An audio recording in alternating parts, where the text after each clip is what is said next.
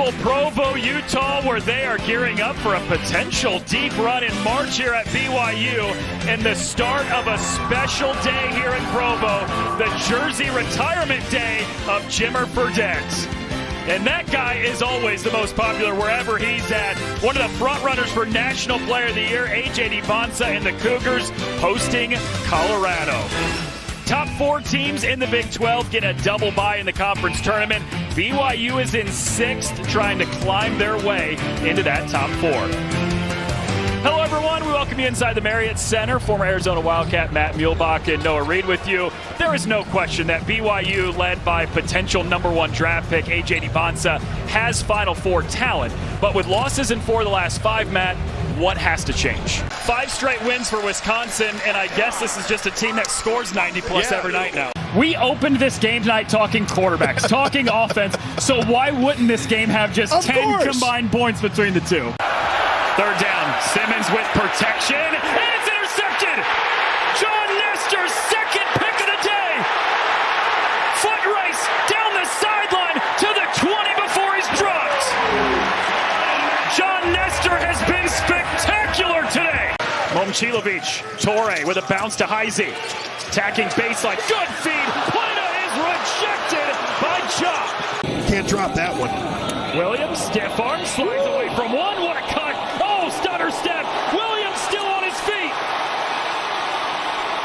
Lead Sean Williams for a Kansas touchdown! You remember when I said it was quiet 30 seconds ago? It can change quickly in this building.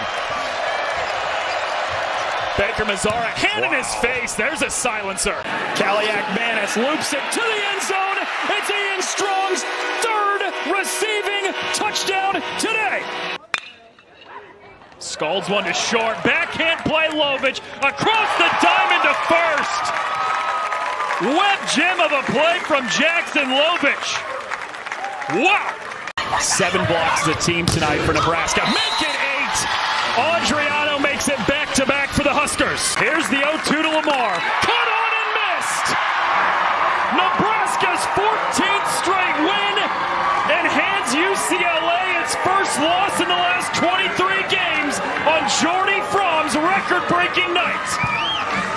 Piscataway, New Jersey, the birthplace of college football, where Rutgers hosted the first ever intercollegiate football game against the College of New Jersey, which is now Princeton. November 6th, 1869. And if you look close enough, you can see that Robert Smith played in that game. Man, what's so funny is that I was getting ready to say, no, I didn't play in that game. We're both Captain Obvious on that one. Some incredible shots there of my youth. Thank you very much, Noah. I'm good for one thing, and that's some jokes for you. A building that has been so difficult for opponents to come in and win. Iowa State 15-1 at home this season, led by as many as 9 in the first half, but Arizona State hit its final 6 shots of the first half, finished the half on a 10-0 run, and they've got a 4-point road lead to begin the second half. Arizona State, 10 assists on 14 made field goals. Pretty efficient on the road. This is the freshman Torre getting into the paint. Too strong on the floater. Got his own miss, but then he threw it away. So dating back to the end of the first half, Fonz, that's now 4 Iowa State turnovers in the last 2.5 minutes. Yeah, I love what Arizona State is doing defensively. They're saying, okay, we're going to stay locked in on 4 players and we're going to force Toure to have to beat us with his offense. And so far, that's worked beautifully over the last 5 minutes of this game. A 15-4 run since Bobby Hurley got the technical in that first half. He knew what he was doing. Pass is tipped away. Iowa State forces a turnover of their own. Good anticipation by Joshua Jefferson. Noah, and early, when Iowa State had good flow, they were pushing that basketball out in transition themselves, looking for early opportunities or their secondary break. I'd like to see them continue to do so here in the second half. And especially off live ball turnovers like we just saw. Lipsy attacking baseline, step back 3. It was Jefferson fighting for the rebound, but last off of Arizona State. Stays on this end with the Cyclones. Yeah, didn't finish it with the rebound, but I like the defensive possession there for Arizona State. I'll take a fadeaway 3-point step back shot with my 6'11" power forward challenging that one. Jefferson shut off by the double team on the baseline. Momcilovic, good defense for Mayusin. Buchanan, 12-foot floater, got the bounce. Really good patience by Buchanan early in the first half. He was driving it too deep. Good decision there. Here comes the Cyclone faithful.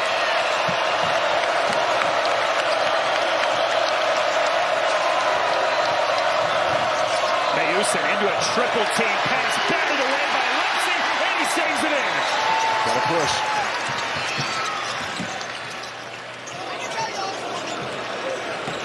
Torres airballed 2 threes. Arizona State's defense is going to let him shoot it if he wants it. Momcilovic battling into the lane. This is Buchanan stepping through the defense, can't lay it in with the left.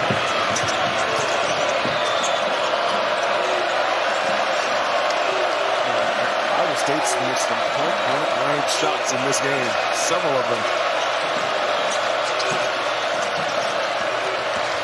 This is Mayusin, fouled from behind by Lipsy.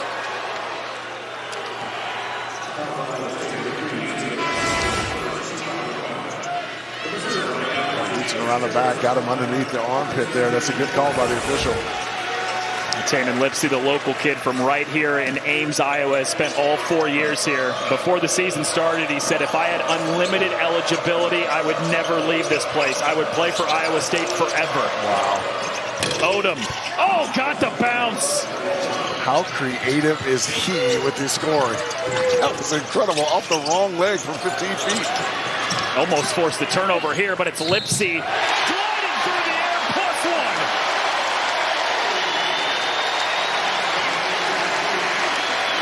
What recognition by Taman Lipsy. He saw that Masama Diop had an established legal guarding position, and when you're inside of that restricted area, and if you're not going vertical, automatically it's a foul. Good recognition by the senior on senior day. Lipsy had an injury during the junior season of high school where he missed almost an entire year, and TJ Otzelberger said that was the point in which he and the coaching staff got to Ames. So they reached out to him within 48 hours of taking the job, but hadn't really seen a ton of him playing. And then once he got back to full strength at the end of his high school career, he said they went full stalker mode on Lipsy to make sure he stayed here in Ames, Iowa. In stalker mode. One of the most decorated players in Iowa State history. I don't know if he needed much convincing to stay here. I got you. He can make that. And he does. Diop steps out, knocks down the 15-footer. Man, he is going to be a monster as time goes by. So skilled.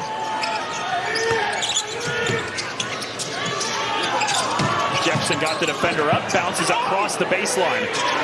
Catch and shoot. Heisey left the 3 short. Mayusin lets it fly out of bounds. Folks, Masama Diop, the 7'1", 230-pound freshman from Senegal, is incredibly skilled. Look, I mean, beautiful touch. He'll be able to extend it out to three-point range with consistency. You've already seen how awesome he is at altering and blocking shots around the rim. This kid's got a bright future. You asked Bobby Hurley, did you expect this? And his eyes got wide, and he said, once we got our hands on him, when he got into this program, we were kind of like, wow, this kid can be special. Indeed. Truitt. Shot clock dips down to 6. Mayusin left it short on the 3. Jefferson the rebound, and Iowa State has a chance to push where they've been so lethal. Momcilovic.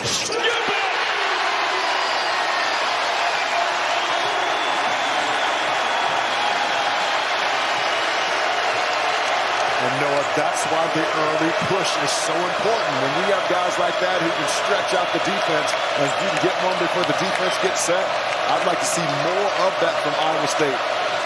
The nation's best three-point shooter has brought this building to life.